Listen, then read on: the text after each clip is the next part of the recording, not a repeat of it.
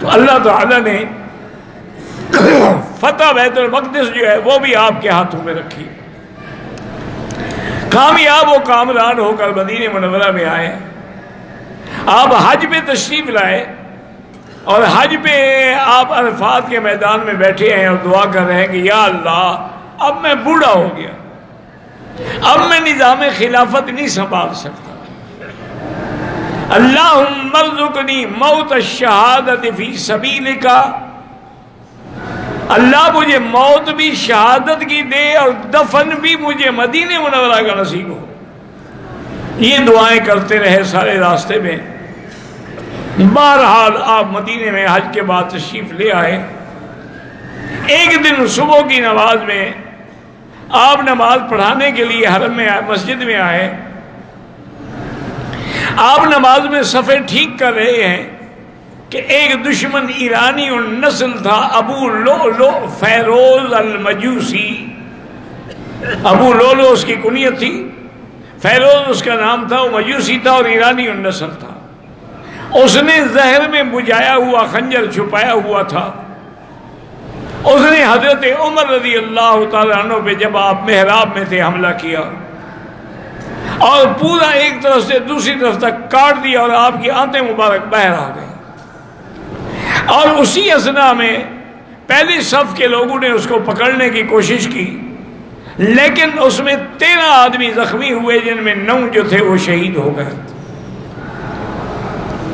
اس عالم میں بھی حضرت عمر کو نماز کا خیال تھا،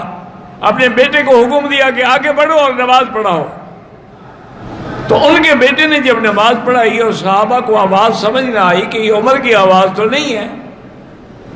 لیکن ان کو پتہ نہیں تھا، جو پیچھے والے صفوں والے تھے ان کو تو پتہ ہی نہیں لگا کہ کیا ہو چکا ہے۔ نماز ہونے کے بعد دیکھا کہ حضرت عمر تو شہید ہے اور منبر محراب نبوی جو ہے خون سے لت پت ہے۔ حضرت عمر رضی اللہ تعالیٰ نے بیٹے کو بلایا، طبیب آ گئے، ان نے پینے کے لیے دوائی دی تو باہر نکل آئی، انہوں نے کہا کہ بچنے کی کوئی امید نہیں ہے۔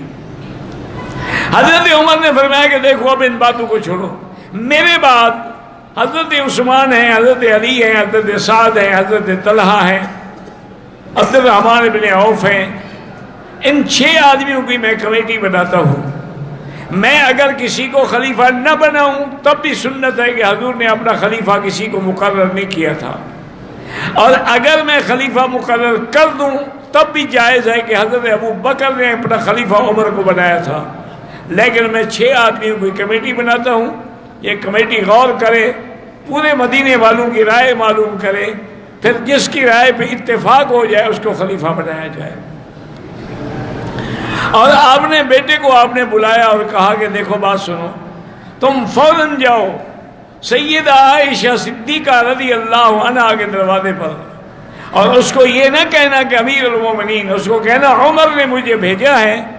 اور درخواست کرتے ہیں کہ اگر آپ اجازت دے دیں تو میں آپ کے حجرے میں دفن ہو جاؤں۔ جب آئے تو بی بی عائشہ رو رہی تھی، ان کو پتہ لگ گیا تھا کہ حضرت عمر کا یہ عالم ہے، تو انہوں نے کہا کہ بیٹا واللہ میں نے یہ قبر کی جگہ اپنے لیے رکھی تھی، لیکن آج حضرت عمر نے مانگ لی ہے، وہ مجھ سے زیادہ اولا ہے، لہذا اسی کو دفن ہوگا، میری طرف سے اجازت ہے۔ حضرت عمر کے پاس آئے اور کہا کہ ابشری یا امیر المومنین، سیدہ عائشہ راضی ہو گئی ہیں اور اجازت دے دی ہے۔ فرمایا اس طرح نہیں، مجھے جب میں فوت ہو جاؤں،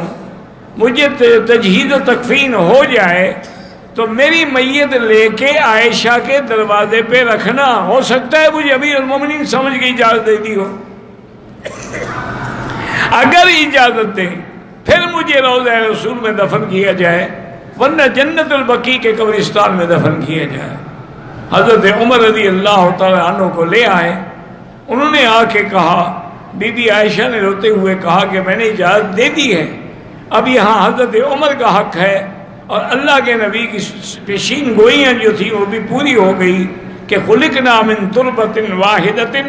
کہ ہم ایک مٹی سے پیدا ہوئے ہیں، میں ابو بکر اور عمر، اور ایک ہی جگہ ہم دفن ہوں گے اور قیامت میں ہم ایک ہی جگہ سے کھڑے ہوں گے۔ تو آج اللہ کے نبی کی پیشین گوئی بھی پیاری ہو گئی، اور شہید محراب حضرت عمر رضی اللہ تعالیٰ عنہ حضور کے قدموں میں دفن ہو گئے۔ آپ اندازہ کریں 22 لاکھ مربع میل پہ حکومت کرنے والا عمر جب فوت ہوتا ہے 86,000 درہم قرضہ ہے آپ پر،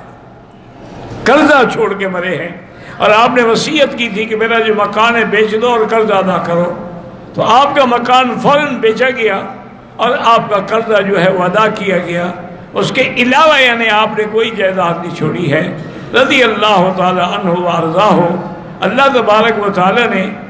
آج یعنی مراد نبی کو میں شہید محراب کو دفن بھی کہاں ملا؟ روضہ محمد مصطفیٰ میں، جو جنت کا ٹکڑا ہے، ما بین بیتی و منبری روضۃ من ریاض الجنہ، رضی اللہ تعالی عنہ وارضاہ۔